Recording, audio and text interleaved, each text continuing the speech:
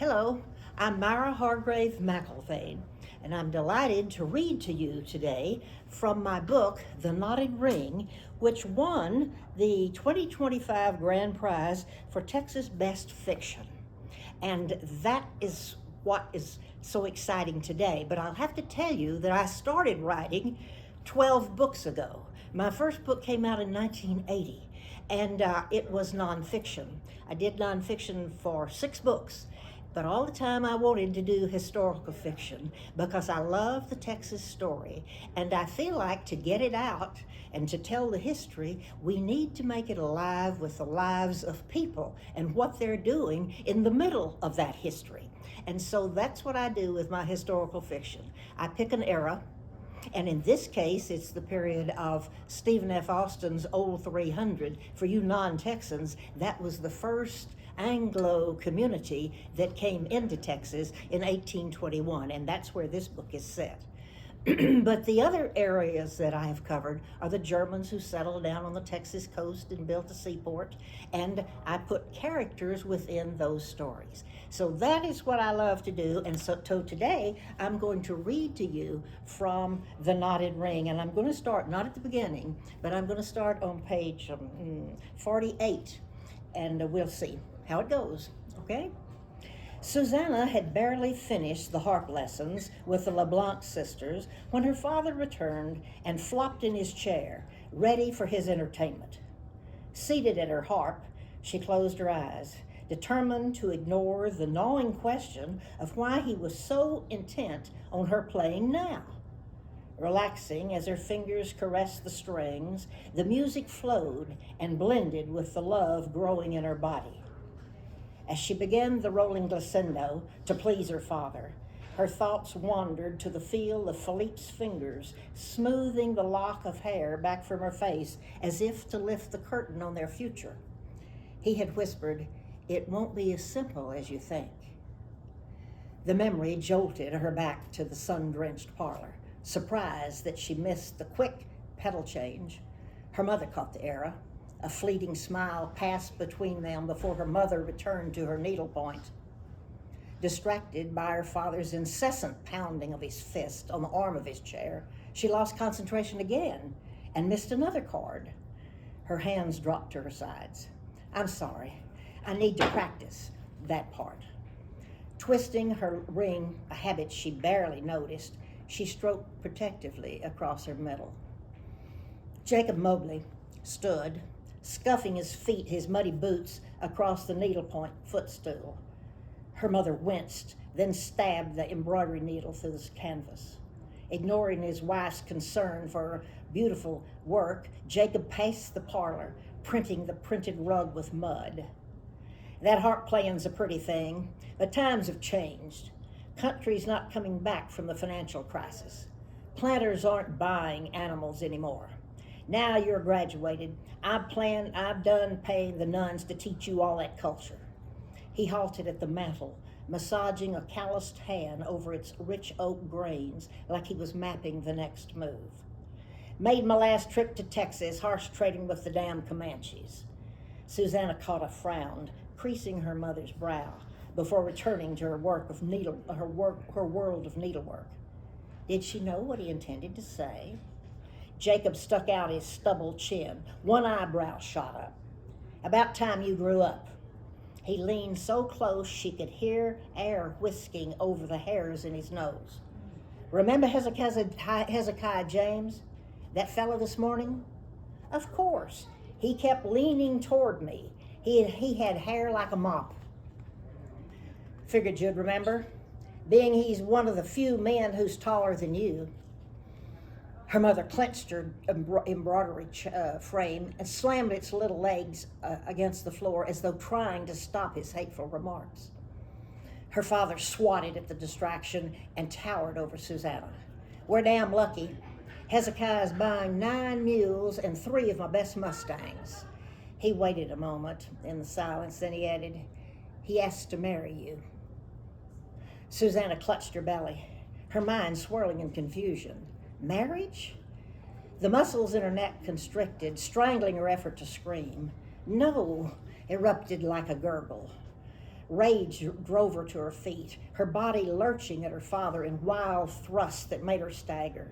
Grabbing the harp's cool shoulder, she hissed through clenched teeth, "You're selling me with the horses?" "Don't get sassy." He drew himself up, the bulk of his weathered frame a contrast to her long, lean figure. Her body vibrated with rage, making her voice quiver like the tremor of a bell. "Will I pull a plow? Or am I fancy enough for a carriage?" "You sound crazy, sucked in by all that New Orleans schooling. Shows I know I need to decide what's best for you." "Best for me?" she shrieked. "All you know about that oaf is he can pay for Mustangs." "Nah, listen here, girl. I've been talking to him all week. He's got plenty from selling land and probably got a stake after his old man died. He's outfitting for Texas. He's a catch, Susanna. Your best bet." His eyes cut to her mother, whose lips formed a rigid line. "Be grateful someone wants a woman taller than most men." Susanna's mind raced, and her heart thumped so hard she feared it would burst from her chest. They were out of time. He was sending her off to Texas. She would lose Philippe. Fury at the depravity of being sold, her nostrils flared, and in slow, deliberate tones she said, "Perhaps you will inform Mr. James there is a bonus. I am carrying a child." She watched her father's nostrils flare and his eyes bulge. "Whore!" The word and his slap sounded like a clap of thunder as she flew backward, knocking over the harp chair. The parlor spun upside down as she sprawled across the rug. Slowly, her hand moved to the sting, closing one eye, and her tongue touched the rusty taste of blood at the corner of her mouth. She crawled to her knees and then scrambled to her feet. The needlepoint frame had scattered, and her mother stood, clutching her cane, one hand pressing her chest, fixed in place, powerless to defend her child. Jacob lurched at Susanna, grabbed one arm. "Who did it?" His tobacco-stained hand drew back like a club. Susanna stared at the raised arm, and her mind scrambling for answers. He would send the dogs. Their angry yaps would not stop until they leaped for Philippe's throat. Bile flooded her mouth, and she sucked it down, knowing that her father would force her to watch the flesh being ripped from Philippe's bones. "Rutherford!" The name erupted like a scream. Stunned, both hands flew to her mouth, horrified at what she had done. Shamed a decent man. She watched her father's face alter from shock to twisted rage. He believed her. He was willing to accept that his trusted slave would rape his daughter. "So that's why he ran. Never dreamed he'd defile you. Why didn't you tell me?" He raised his arm. Then, as if waking for the first time, he lowered his hand and looked at it. "I'd have made him pay." His voice shook. "Why can't I cry? Bolster my story. I wanted to forget. With him dead, I thought it was over. I just realized I'd have skinned him alive." The fire in his belly was building again, dragged his sorry black ass all over this parish. His breath came in gasp, and his lip curled, exposing decayed teeth. "No nigger would ever look at another white woman after I finished with him." "Your dogs mauled him to death. Isn't that enough?" Susanna tried to steady the tremble surging through her body as she picked up the chair that had been a birthday gift from her mother. She ran her finger across the shape of the harp carved into the back, trying to feel its comfort. Her father had swallowed her story for now, but his rage was not satisfied. A single dead slave would not be enough. She had to see Philippe. They must act fast before their life whirled out of control. Her breath stopped when he stepped into the room, carrying the afternoon tea tray, as if he knew she needed him. He had come from the horse barns, clean as ever. Even with the pronounced limp, he posed a regal figure. "Mama Jess asked me to serve. She's feeling poorly." His eyes riveted on Susanna's face, and flashed in anger. You need cool rags and juga for your eye, Miss Anna? The parlor felt frozen in silence. Susanna saw her father's brow crease ever so slightly, and she wondered if there was a ray of decency in the man. Was he embarrassed for his favorite slave to know he would stoop to beating his daughter? She jumped when her father shouted, "What do you know about Rutherford?" Philippe shook his head and leaned toward her father, confused. "What he done to my daughter?"